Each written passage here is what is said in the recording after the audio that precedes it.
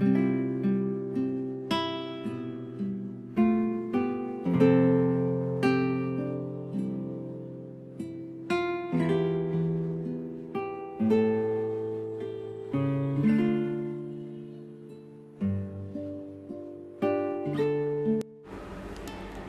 mabuting balita ng Panginoon ayon kay San Mateo.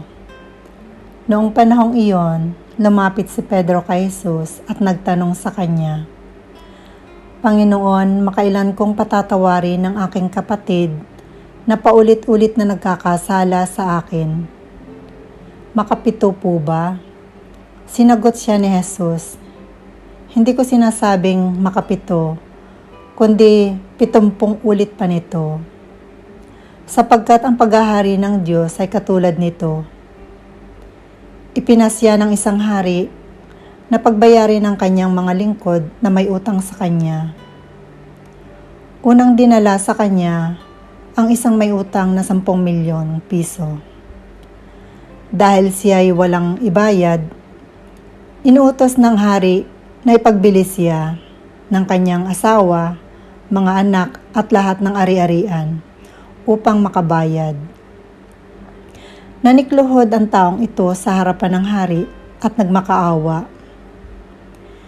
Bigyan pa ninyo ako ng panahon at babayaran ko sa inyo ang lahat. Naawa sa kanya ang hari, kaya ipinatawad ang kanyang mga utang at pinayaon siya. Ngunit pagkaalis niya roon, ay nakatagpo niya ang isa sa kanyang kapwa lingkod na may utang na 500 piso sa kanya. Sinunggaban niya ito at sinakal, sabay wika, magbayad ka sa utang mo. Naglumuhod iyon at nagmakaawa sa kanya. Bigyan mo pa ako ng panahon at babayaran kita. Ngunit hindi siya pumayag. Sa halip, ipinabilanggo niya ang kanyang kapwa lingkod hanggang ito ay makabayad.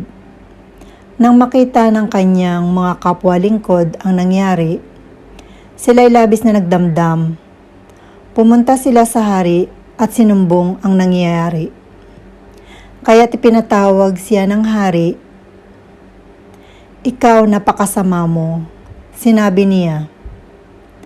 Pinatawad kita sa utang mo sapagkat nagmakaawa ka sa akin. Nahabag ako sa iyo. Hindi ba dapat ka rin mahabag sa kapwa mo?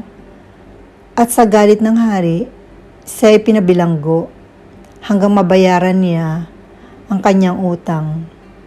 Gayon din ang gagawin sa inyo ng aking amang nasa langit kung hindi ninyo patatawarin ang inyong kapatid. Ang mabuting balita ng Panginoon.